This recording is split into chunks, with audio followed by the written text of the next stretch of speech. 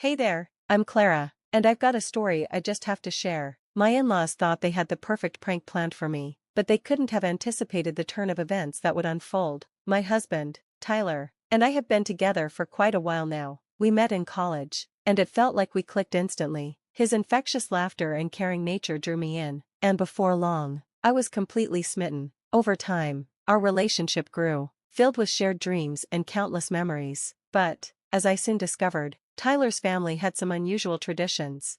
When Tyler first told me about their quirky habit of playing practical jokes, I found it amusing. Coming from a more reserved family, I was curious to experience the wild side of his relatives. However, I quickly realized their pranks were far from harmless. What seemed like innocent fun actually involved elaborate tricks designed to humiliate others. I found myself uneasy, wondering why they found joy in embarrassing people, especially since I had no interest in becoming the target.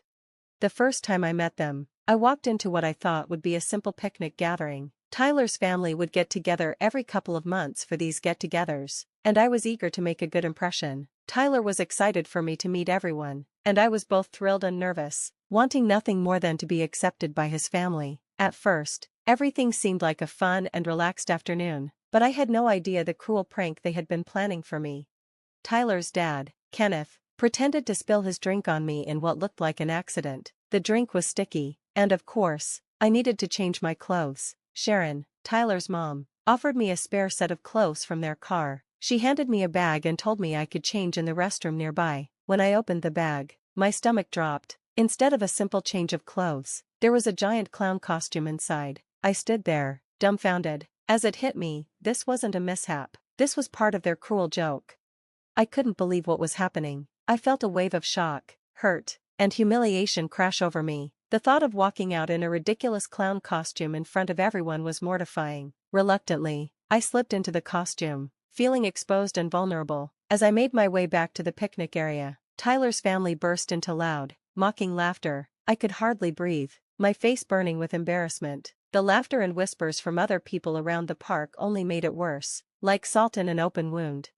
What hurt the most was how Tyler's family seemed to derive genuine pleasure from seeing me humiliated. I had hoped for a warm welcome, but instead, I was the target of a prank that left me feeling like a fool. The emotional toll was overwhelming, and I couldn't help but wonder how they could find joy in hurting me. Tyler, who had been watching from a distance, saw the pain in my eyes. His face turned from shock to anger as he stormed toward his family. "What the hell were you guys thinking? How could you do this to Clara? I told you no pranks on her. At least not until she's comfortable with it." Tyler's voice was sharp, his fury evident.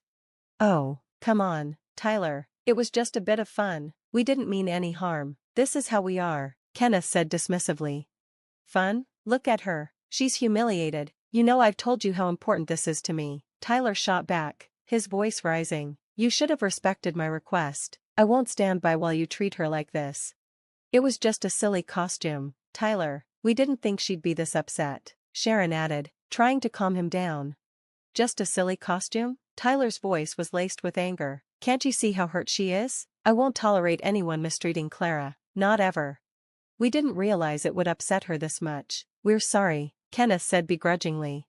"Sorry isn't enough. You broke your promise to me," Tyler snapped. "If this happens again, I'll cut ties with both of you. I won't let anyone treat Clara this way."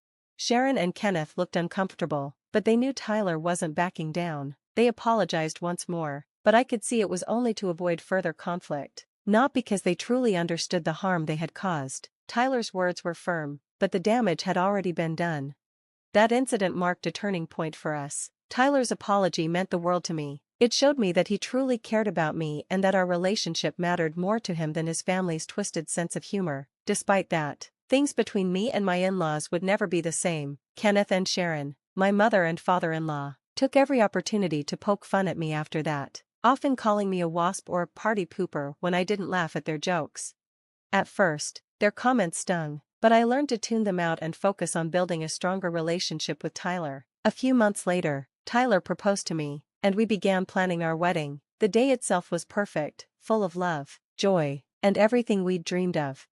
But, just when I thought things had settled, Tyler's parents surprised us by inviting us to dinner at one of my favorite upscale restaurants. They claimed it was to officially welcome me into the family, a gesture of their acceptance. I was skeptical, After everything that had happened, I didn't trust their intentions. To my surprise, Kenneth sent me a heartfelt text apologizing for their past behavior and assuring me the invitation was sincere. Reluctantly, I agreed to attend, though I couldn't shake the feeling that something was off.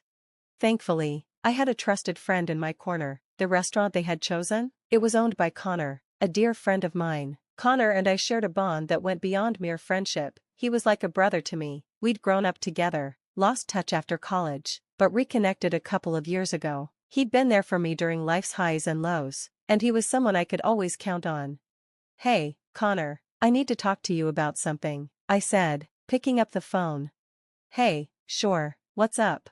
You know my in-laws, right?" "Yeah, I remember them. What's going on?" "Well, they're planning this dinner for me at your place, but here's the thing, they love to play pranks, and they humiliated me the first time I met them." "Seriously? That's messed up. I'm sorry you had to deal with that." "Thanks." Since then, Tyler's had words with them, but I'm worried they might try something at this dinner. "You've got nothing to worry about. If they try anything, I'll make sure they regret it. I've got your back, Clara." I knew I could count on you. It means the world to me to have someone in my corner. You're part of the family now. We won't let anyone make a fool out of you. "Thank you, Connor. I really appreciate it. You'll thank me when my kids are old enough to understand how amazing I am." "I'll need time to think about that." After that conversation, I felt a wave of relief wash over me. At least now I had someone on my side. I felt a flicker of excitement about the party, no longer bogged down by fear. Connor's support gave me newfound confidence, reminding me that I wasn't alone in this battle against humiliation. A few days before the event, I called Sharon to double-check the restaurant reservations. "Hey, Sharon, I just wanted to confirm the reservations for the party at the restaurant. It's really important we get the details right." "Oh, Clara, don't worry about it. I've got everything under control. I know you've got a lot going on with the preparations, but the restaurant's policies are strict. I want everything to go perfectly." "Are you implying I can't handle it? I've organized plenty of events before." "Oh no, that's not what I meant. I just want to make sure there are no problems, that's all." "Well, trust me, I've got it all covered, and you don't need to worry." I felt a mixture of relief and lingering doubt. Sharon's reassurance was comforting, but a part of me couldn't shake the worry. I hoped everything would be fine and the evening would go smoothly. The day of the party arrived, and Tyler and I entered the restaurant. We were greeted warmly by the staff, who had become familiar faces thanks to how often we dined at Connor's place. A waiter escorted us to our table, but when we reached it, I noticed something was wrong. One seat was missing. Panic set in as I asked about the missing seat, only to be met with Tyler's family laughing uproariously. Tyler, clearly livid, stood up to confront them. "I can't believe you all. This is completely out of line. You know the restaurant's policies, and yet you deliberately played this prank. It's not funny when it humiliates someone." "Oh, come on, Tyler, lighten up. It was just a harmless joke," his father said. "No, Dad, it wasn't harmless. It was humiliating. You promised you wouldn't do this again. Maybe this is what a real family dinner feels like. Why are we supposed to invite someone who can't take a joke?" "Mom, that's not fair. Clara is my wife, and I won't tolerate anyone disrespecting her. How are you going to fix this?" The dismissal of my feelings stung deeply. It was painful to think they didn't recognize the harm in their actions or fully support our relationship. I longed for their understanding and acceptance, but their words only amplified my hurt and disappointment. Just as things began to escalate, Connor entered the room.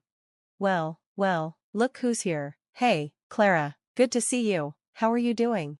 "Hi, Connor, it's been a while." "I'm doing well, thanks. Tyler's family threw me a party to welcome me into the family." "Perfect. By the way, I'm Connor, the owner of this place. Let's get this celebration started." "Wait a minute, there seems to be a missing seat here. What happened?" "Oh, that's their prank on me. They love playing tricks. I know you're strict about seating arrangements, but is there any way you can make an exception for me?" "I'm afraid I can't do that. If I make an exception for you, I'd have to do it for everyone. But don't worry, I've got it covered. We've got a VIP lounge with an empty seat. How about you and Tyler join me there? You'll have a great view and a comfy spot." "Why does she get special treatment? This is just a joke, right? No need for all this fuss. I'm just trying to make sure everyone feels comfortable." "I understand, but it's important to respect everyone's feelings. Clara, tonight's meal and drinks for you and Tyler are on the house. Enjoy yourselves." I was overwhelmed with gratitude toward Connor. His intervention calmed me down and gave me a sense of security. He guided us to the VIP area, shielding us from the chaos caused by Tyler's family. Despite their loud protests, Connor simply signaled to the staff to attend to their table, causing them to quiet down immediately. I thanked Connor profusely for stepping in and sparing me from further embarrassment. Tyler's unwavering support meant the world to me. He didn't let his family's teasing get in the way. He put my well-being first. It was a powerful reminder of how deeply he cared and how strong our bond had become. In the VIP area, surrounded by comfort and care, I felt incredibly lucky. Both Connor and Tyler had my back, and their presence reminded me that I wasn't alone in this. As we placed our order, I began to relax and enjoy the evening, but the night wasn't quite ready to be calm. "Hey, guys, what do you think? Please, let us join you. We're all here for Clara's party, right?" "No, I think we're fine on our own," Tyler said firmly. "Well, what if we apologize? We're family, and family shouldn't treat each other this way." "Yeah, we want to make things right. Can't we all move past this?" "Are you serious? You didn't care about the family before, and now you suddenly do? Or is it because you want a better spot and a free meal? You're a joke. Leave us alone." "Tyler, we're sorry. We didn't mean to hurt you." "Sorry? It didn't feel like a joke when you humiliated me. Your actions speak louder than words." "Enough, go." "Tyler, please." "No, Mom, now you need to understand the consequences of your actions. Leave." Connor, sensing the tension, stepped in and politely asked Kenneth and Sharon to leave our booth. When they refused, he threatened to call the police. Eventually, they relented and walked to their table, but Connor followed them, asking them to leave his restaurant, citing complaints from other guests. Reluctantly, they left, heads hung low in shame as the entire restaurant witnessed their embarrassing exit. The rest of the night went much better. Tyler and I had a fantastic time, laughing, eating, and sharing drinks with Connor. However, we soon began receiving a barrage of angry texts from Tyler's family, accusing us of overreacting and making a scene. Their words stung, further widening the rift between us. Instead of engaging in their negativity, we decided to stand firm. We blocked them, choosing to protect ourselves from their cruel words. Cutting ties with Tyler's family was a necessary step for our emotional well-being. We refused to let their toxic behavior drag us down. It was liberating to set that boundary and focus on the positive relationships that uplifted us. That decision allowed us to move forward with clarity and love. Life continued, and Tyler and I grew stronger together. We built a loving family, free from the toxicity of his parents' cruel pranks. Thanks for sticking with me through this crazy ride. Remember, the best victories often come from unexpected allies. Don't let anyone's pranks break your spirit. Stay strong, true to yourself, and you'll always have the last laugh. Thanks for watching. See you again in the next video. Stay stunned.